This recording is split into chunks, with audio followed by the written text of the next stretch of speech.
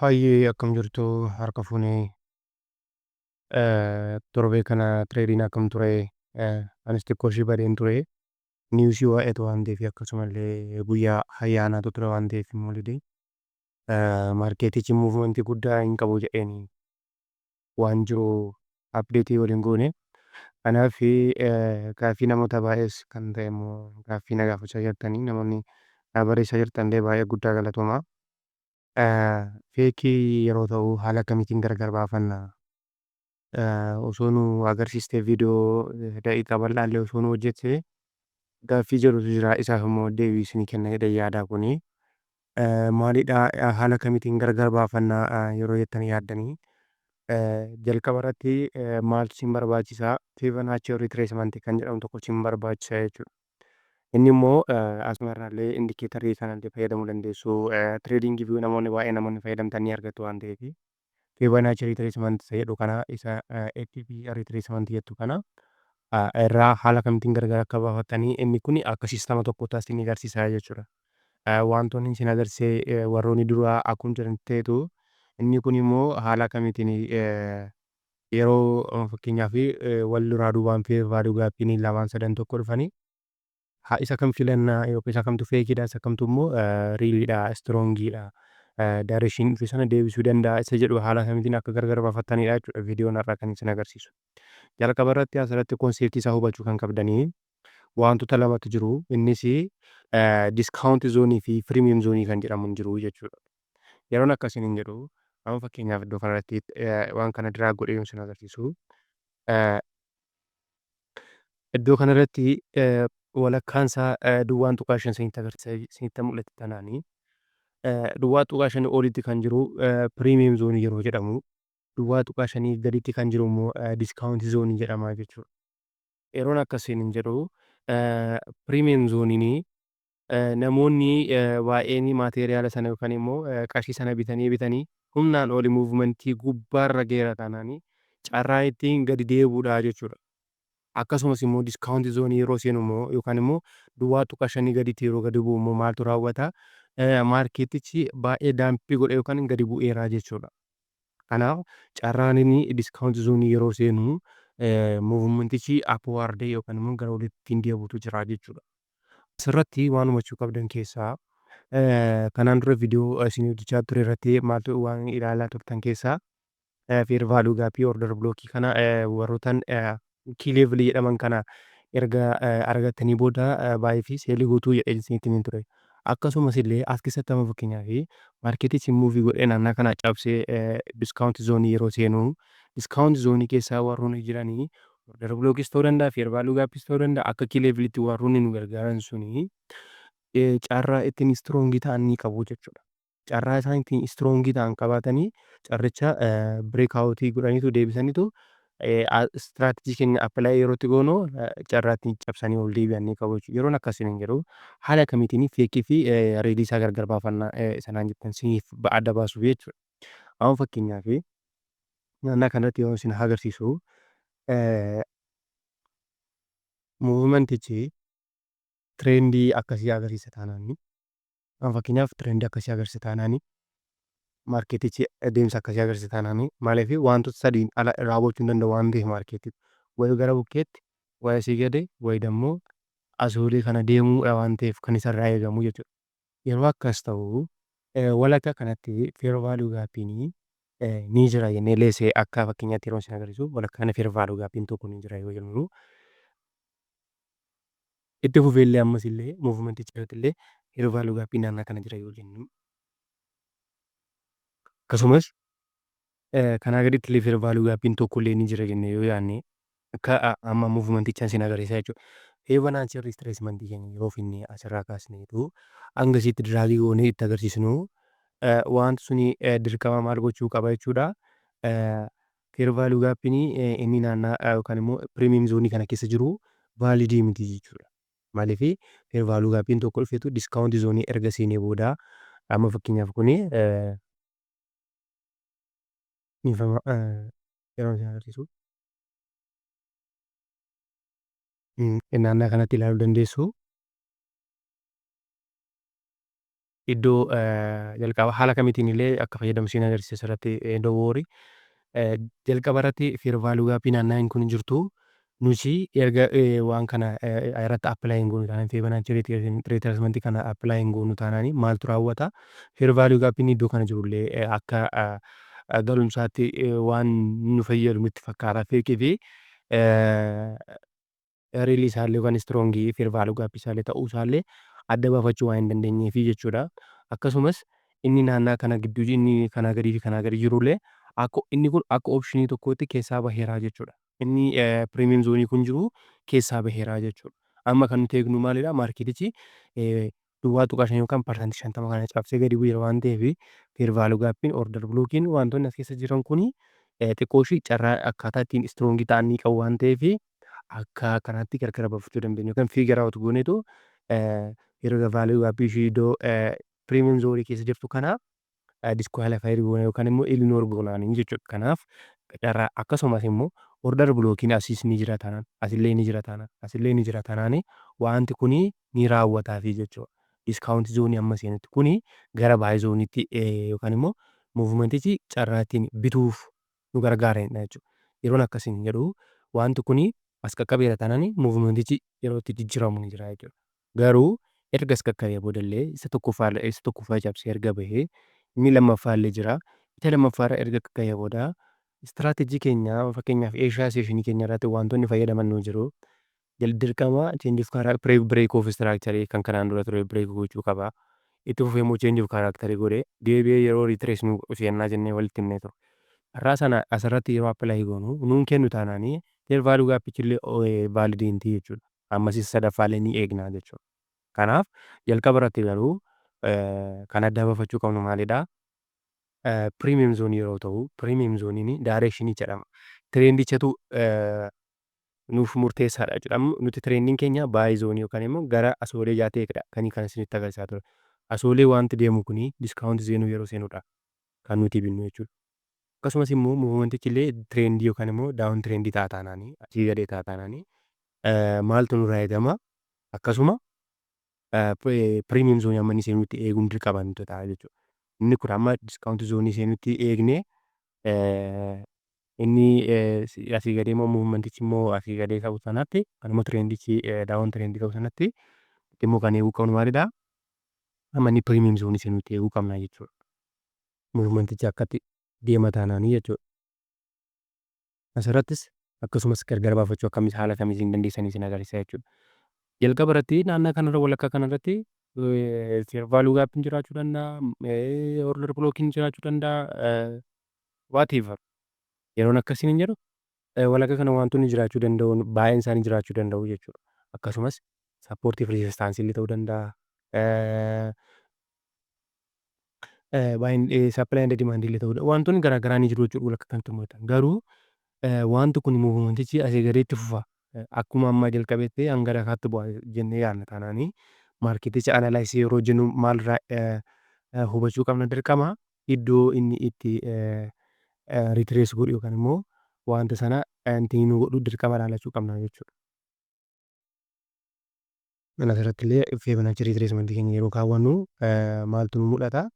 Dirqama 50 kanaati oliitti ta'uu qaba jechuudha. Yeroo immoo seel zooniitti gadi jijjiiramu immoo wanti sun maal ta'a jechuudha? Gara premium zooniitti jijjiirama jechuudha. Premium zoonii keenya immoo gara seel zooniitti eeganna 50 olitti. Kanaaf walakkaa kanarratti wantoonni uumaman discount zoonii keessatti uumamu taanaanii wanti suni feekii yookaan immoo invalididha yookaan immoo istirongii miti carraa ittiin humnaan ol deebisanii hin qabanii jechuudha. Garaagarummaan isaanii kanumaadha jechuudha. Discount zoonii yeroo seenu asirratti ammamti kan seel zoonii yookaan immoo buy side liquidity odeessaa jira waan ta'eef wal barsiisaadha waan ta'eef wanti suni deebi'ee asii gadee bu'a yookaan immoo maarketichi muuvmenticha asii gadee agarsiisa jennee yaadaa jira waan ta'eef wanta sana kan nuti eegnu amma premium zoonii seenutti jechuudha. Premium zoonii erga seenee booda key levelii keenya barbaadama.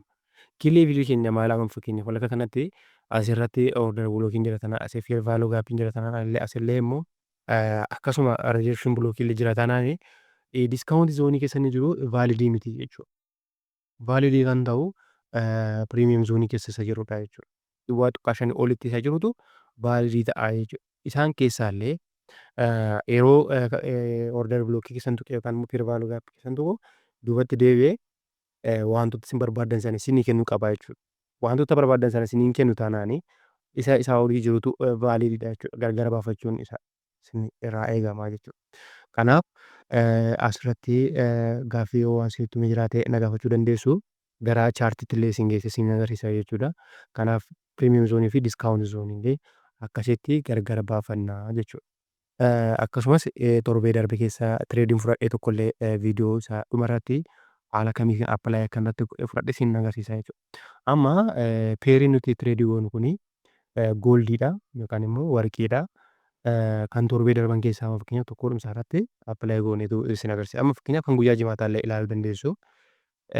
Guyyaa jimaataa niwusiin ture.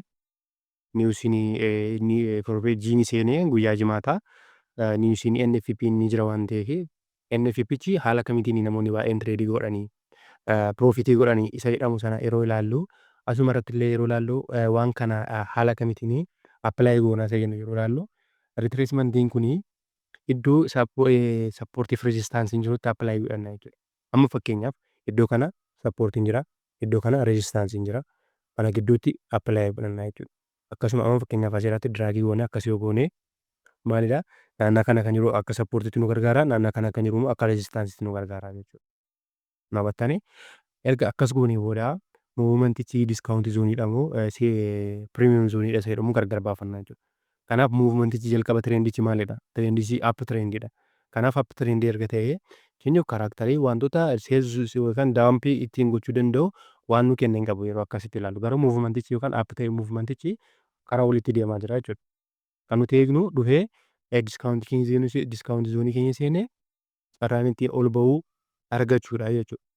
Kanaaf osoo maarkeet muuvmentichi kun asii gadee bu'uu jalqabeeti nuti immoo diraagii gooneetu carraa ittiin asii gadee bu'u sana ilaallanna waan ta'eef jechuudha. Amma kan isin agarsiisu jeneraal godheeni kan sa'aatii afurratti isin agarsiisaa jira. Wantoota kana immoo isinillee Eeziyaan seeshinillee yeroo tireedii gootanii istiraatiijii kanaan dura isin agarsiisan fayyadamtanii yeroo tireedii gootanii wanta kana appilaayi irratti gochuun dirqama keessanii jechuudha. Eeziyaan seeshinii keessanii iddoo sappoortiif reezistaansii irra dhaabattanii erga diraagii gootanii booda diskaawuntii zoonii fi piriimiyeem zoonii erga seenii booda murtee sana murteessuun dirqama isinitti ta'a jechuudha. Kanaaf fayyadamuu hin dagatinaa. Tolee ammallee itti fufnee waan kana yeroo ilaallu maaltu raawwate? Dhufneetu jalqaba irratti maal goona? Iddoo kanaa jechuudha. Naannaa kana irratti reezistaansii ni qabna waan ta'eef sappoortii ni qabna waan ta'eef sappoortii keenya erga godhannee booda itti fufnee immoo iddoo immoo halluu yookaan immoo order blookiin nutti agarsiiste kana as order blookiin jira iddoo kanallee order blookiin jira jechuudha. Kana gidduutti wantootni raawwatu suni murtee keenya murteessuudhaaf nu gargaara jechuudha. Amma maal eegnaa erga kana appilaayi irratti goonee booda amma maal eegnaa? 50 gaditti yookaan duwwaa xiqqaa 5 kanatti cabsee gadi akka amma hanga inni nu buutti eeggannaa jechuudha. Erga kana cabsee nu bu'ee booda eeriyaan kun maal jenneera? Gara baay'ee zooniitti deema taananii diskaawuntii zoonii ayyannen gara seel zooniitti deema taanaan immoo piriimiyeem zoonii ayyanneera. Iddoo nuti intarii keenya sana barbaadannu jechuudha. Erga inni dhufee diskaawuntii zoonii kana duwwaa xiqqaa 5 yookaan parsantii 50 gaditti nu seenee booda maaltu nu barbaachisaa?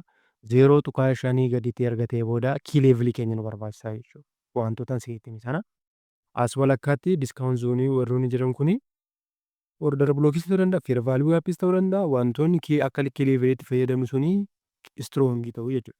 Garuu isteeppii baay isteeppii yeroo gadi buutanii lamaan sadan tokko naannaa tokko eeriyaa tokko irra jiru taanaan isarratti haala kamiitiin gargar baafachuu akka dandeessan immoo isinitti himeen jira jechuudha jalqaba irratti. Kanaaf istiraateejiin keessan murteessaadha achirratti jechuudha.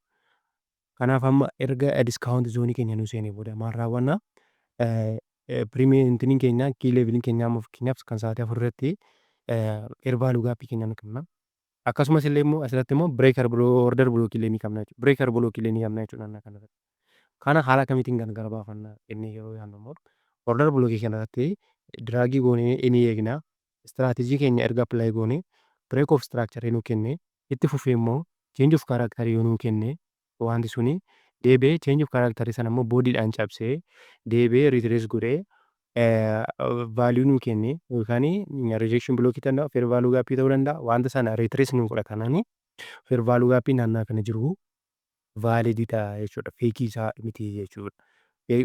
Garuu piriimiyeem zoonii keessa ishiin jirtu kuni fair value gaappiin piriimiyeem zoonii keessa jirtu kuni cabdee baateetti. Garuu namoonni baay'ee iddoo kanatti fair value gaappiin ijaa jiru baay'ee zoonii iddoo kanatti galaniitu stop loss isaanii immoo wiikii kanaa gaditti yeroo godhanii akkasitti humnaan cabsee bira darbeetu luuzii isaan gooyisa yookaan immoo akkaawunti isaanii biloo godha jechuudha. Kanaaf asirratti akkana hubattan kan hin barbaadu.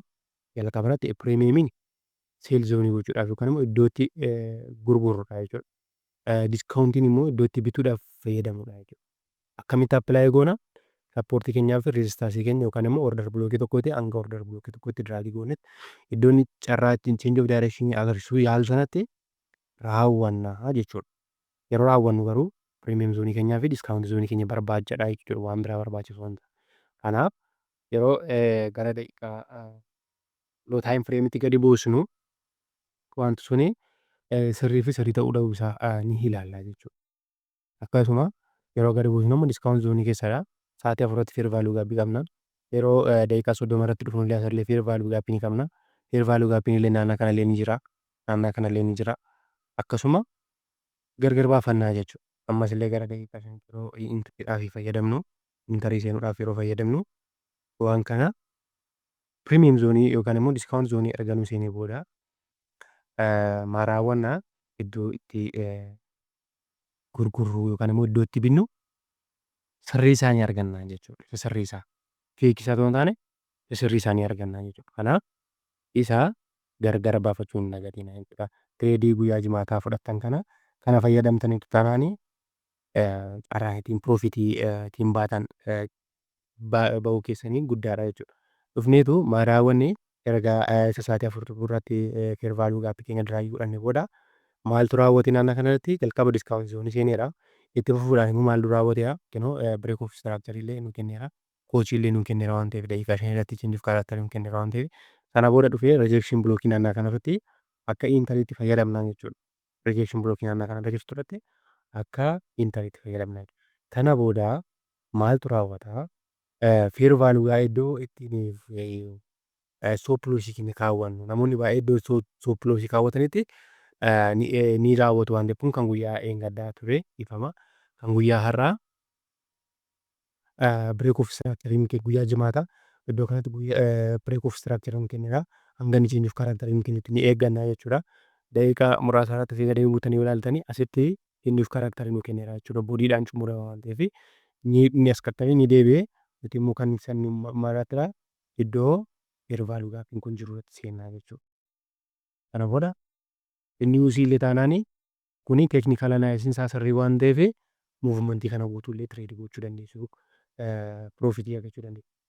Asirratti garuu waan na hubachuu qabdanii stop lossiin keessanii bulloo inni ta'uu qabaa jechuudha. Kan kantii gadiitti ta'uu qabaa jechuudha naannaa kanarratti. Fakkeenyaaf Asian session keenya haayii keenya fudhannillee stop lossiin keenya fair value gaappii order blockii isaa gaditti jiran sanatti fakkeenyaaf naannaa kana fair value gaappiin jira tanaan asillee itti fufee order blockiin jira tanaani wiikitti gaditti ta'uu danda'a. Iddoo order blockii fi supply fi demand yookaan immoo sappoortii fi reezistaansii gaditti ta'uu qaba jechuudha. Iddoo itti galee parsantii yookaan illee PP 10 amma 20tti dabarsitanii illee osoo keessanii dhufee naannaa kana qaqqabee dabil taappiidhaaf ijaa dhufuu danda'uu fi sarara of eeguudhaaf xiqqoo ishee osoo isaa gaditti gootanii wanti suni akka piroofitiitti isin gargaaruu danda'a jechuudha. Ammas itti fufnee illee kan guyyaa kamisaa maaltu raawwate isa jedhu ni ilaallaa jechuudha. Asirratti tokko isin dabala itti fufnee taanee kan hin tireedii fudhadhee tokko isiniifan hojjedhaa jechuudha. Amma gara high time frame keenyatti ni geeffanna.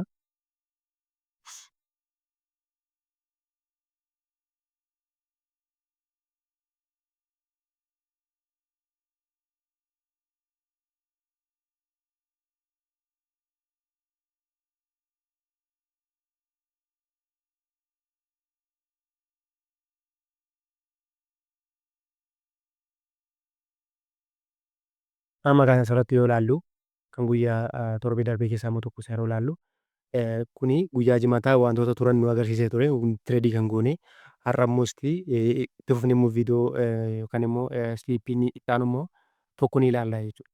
Jalqaba irratti Fibonacci keenya kan fayyadamnu iddoo order blockii kun sappoortii resistaansii jechuudha. Iddoo isaanitti fayyadamnaa waliin jennee waan fakkeenyaaf naannoo kanatti diraagii yeroo goonu wanti suni shanii gadiitti ta'a taanaanii diskaawunti zoonii seeneeraa jenneera. Yeroo ilaaltanii maalidhaa wanti suni diskaawunti zoonii seeneeraa jechuudha. Yeroo sitti mul'ata ta'e duwwaa tuqaa shanii gadiitti seeneera diskaawunti zoonii. Diskaawunti zoonii keessa kan jiru immoo maal barbaadna? Kiileevilii keenya barbaaddanna. Erga kiileevilii keenya barbaaddanne booda intarii pooyintii keenyaa fi ofii keenya of qopheessinaa jechuudha. Kanaaf erga diskaawunti zoonii keenya seenee maaltu nurraa eegama? Daareeshiniin keenya baay'ee zoonii erga ta'e kiileevilii keenya erga arganne change of direction erga nu kenne dhufee retrace erga nu godhe seenneetu wanti sana tireetii goonaa jechuudha. Kanaaf kunillee muuvimentichaa rispeekti nu godha jechuudha. Dhufee duwwaa tuqaa shanii gadi seene muuvimentichaa ol deebi'ee jechuudha. Ekspeekti kan goonu isa waan ta'eef. Osoo illee muuvimentichi immoo akkasumallee daawun tireendii ta'ee wanta sana nu agarsiisa jechuudha.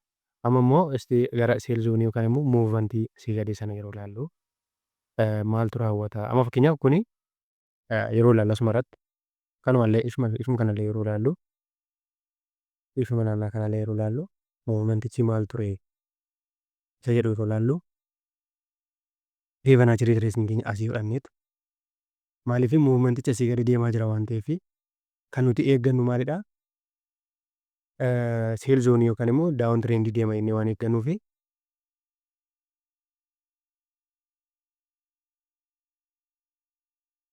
ifama konnekshinii laagina gochisiisaa jira waan ta'eef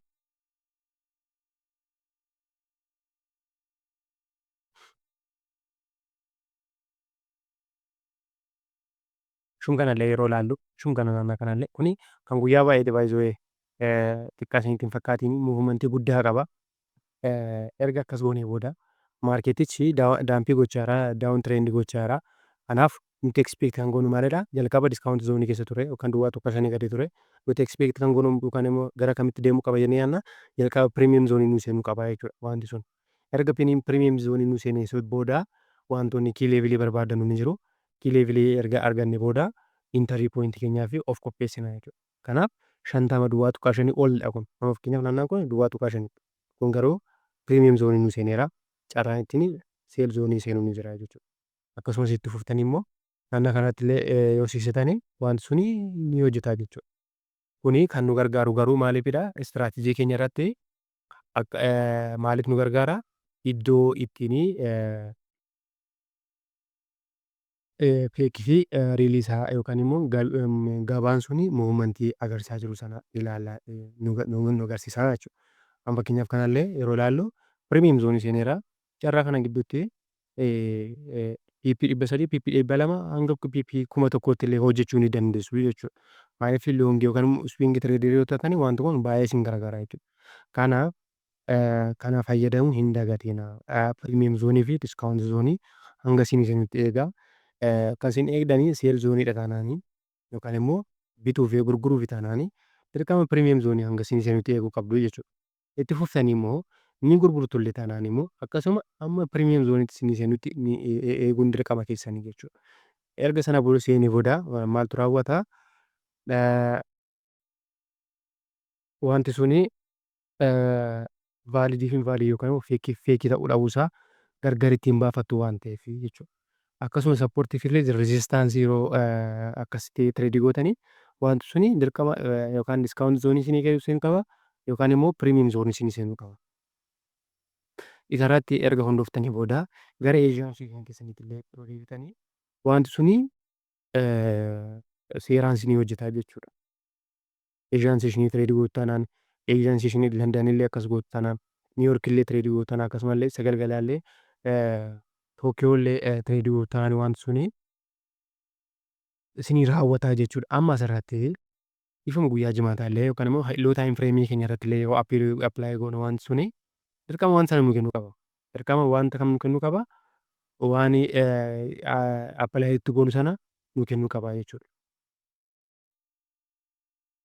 Hubannaani wanti sun sirrii miti jechuudha.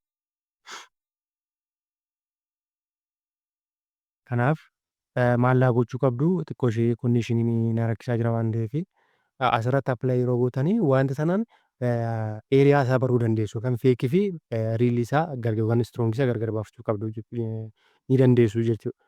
Akkamiidha piriimiyeemii yeroo seenu seel zooniidhaaf qophooftu diskaawunt zoonii yeroo seenu immoo baay zooniidhaaf qophooftu.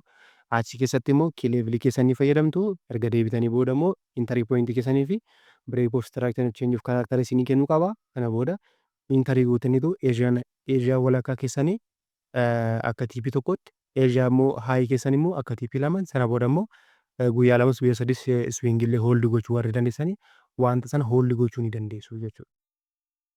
Kanaaf piriimiyeemii fi diskaawunt zoonii kanaan fayyadamtaniitu feekii fi riilii isaa gargar baafattu jechuudha.